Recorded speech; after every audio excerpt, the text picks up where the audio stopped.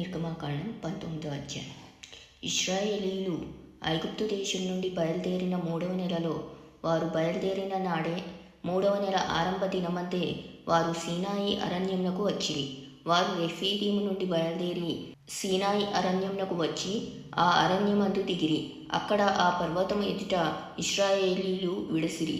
మోషే దేవుని యొద్దకు ఎక్కిపోగా యెహోవా ఆ పర్వతం నుండి అతని పిలిచి, నీవు యాకోబు కుటుంబీకులతో ముచ్చటించి ఇశ్రాయేలీయులకు తెలుపవలసినదేమనగా, నేను ఐగుప్తునకు ఏమి చేసితినో మిమ్మును గెద్దరెక్కల మీద మోసి నా యొద్దకు మిమ్ము నెట్లు చేర్చుకొంటినో మీరు చూచితిరి. కాగా మీరు నా మాట శ్రద్ధగా విని నా నిబంధనను అనుసరించి నడిచిన ఎడల మీరు సమస్త దేశ జనులలో నాకు స్వకీయ సంపాద్యమగుదురు. సమస్త భూమియు నాదే గదా. మీరు నాకు యాజక రూపకమైన రాజ్యముగాను పరిశుద్ధమైన జనముగాను ఉందురని చెప్పుము. నీవు ఇశ్రాయేలీలతో పలుకవలసిన మాటలు ఇవే అని చెప్పగా, మోషే వచ్చి ప్రజల పెద్దలను పిలిపించి యెహోవా తనకు ఆజ్ఞాపించిన ఆ మాటలన్నీ వారి ఎదుట తెలియపరిచెను. అందుకు ప్రజలందరూ యెహోవా చెప్పినదంతయు చేసేదమని ఏకముగా ఉత్తరమిచ్చిరి. అప్పుడు మోషే తిరిగి వెళ్ళి ప్రజల మాటలను యెహోవాకు తెలియచేసెను. యెహోవా మోషేతో, ఇదిగో, నేను నీతో మాట్లాడినప్పుడు ప్రజలు విని నిరంతరము నీ యందు నమ్మకముంచునట్లు నేను కారు మబ్బులలో నీ యొద్దకు వచ్చేదనని చెప్పాను.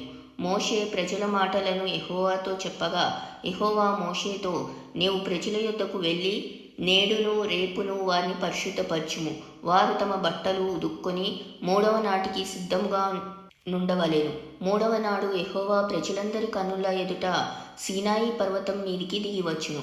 నీవు చుట్టూ ప్రజలకు మేరను ఏర్పరిచి, మీరు ఈ పర్వతము ఎక్కవద్దు, దాని అంచును ముట్టవద్దు. భద్రము సుమి, ఈ పర్వతం ముట్టు ప్రతి వానికి మరణశిక్ష తప్పక విధింపబడవలెను. ఎవడునూ చేతితో దాని ముట్టకూడదు. ముట్టినవాడు రాళ్లతో కొట్టబడవలెను, లేక పొడవబడవలెను. మనుషుడు గాని మృగము గాని బ్రతుకకూడదు. బూరధ్వని చేయినప్పుడు వారు పర్వతం యొద్దకు రావలెనెను. అప్పుడు మోషే పర్వతం మీద నుండి ప్రజల యొద్దకు దిగివచ్చి ప్రజలను పరిశుద్ధపరచగా వారు తమ బట్టలను ఉదుక్కొనిరి. అప్పుడతడు 3వ నాటికి సిద్ధంగా ఉండుడి, ఏ పురుషుడును స్త్రీని చేరకూడదని చెప్పెను.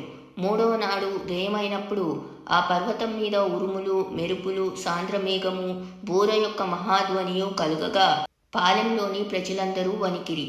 దేవునిని ఎదుర్కొనుటకు మోషే పొలములో నుండి ప్రజలను అవతలకు రప్పింపగా వారు పర్వతం దిగువను నిలిచిరి. యెహోవా అగ్నితో సీనాయి పర్వతం మీదికి దిగి వచ్చినందున అదంతయు ధూమమయమై ఉండెను. దాని ధూమము కొనిమి ధూమము వలె లేచెను. పర్వతమంతయు మిక్కిలి కంపించెను. ఆ బూరధ్వని అంతకంతకు బిగ్గరగా మ్రోగెను. మోషే మాట్లాడుచుండగా దేవుడు కంఠస్వరము చేత అతనికి ఉత్తరమిచ్చుచుండెను. యెహోవా సీనాయి పర్వతం మీదికి, అనగా ఆ పర్వత శిఖరం మీదికి దిగి వచ్చెను. యెహోవా పర్వత శిఖరం మీదికి రమ్మని మోషేను పిలువగా మోషే ఎక్కిపోయాను. అప్పుడు యెహోవా ప్రజలు చూచుటకు యెహోవా యొద్దకు హద్దు మీరి వచ్చి వారిలో అనేకులు నశింపకుండునట్లు నీవు దిగిపోయి వారికి ఖండితంగా ఆజ్ఞాపించుము.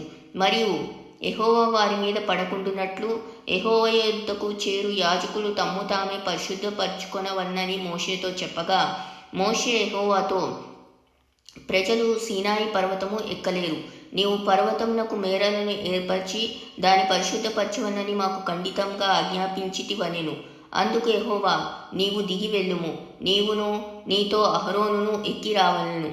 అయితే యెహోవా వారి మీద పడకుండునట్లు యాజకులను ప్రజలను ఆయన యొద్దకు వచ్చుటకు మేరను మీరకూడదు. ఆయన వారి మీద పడునేమో అని అతనితో చెప్పగా మోషే ప్రజల యొద్దకు వెళ్ళి ఆ మాట వారితో చెప్పెను.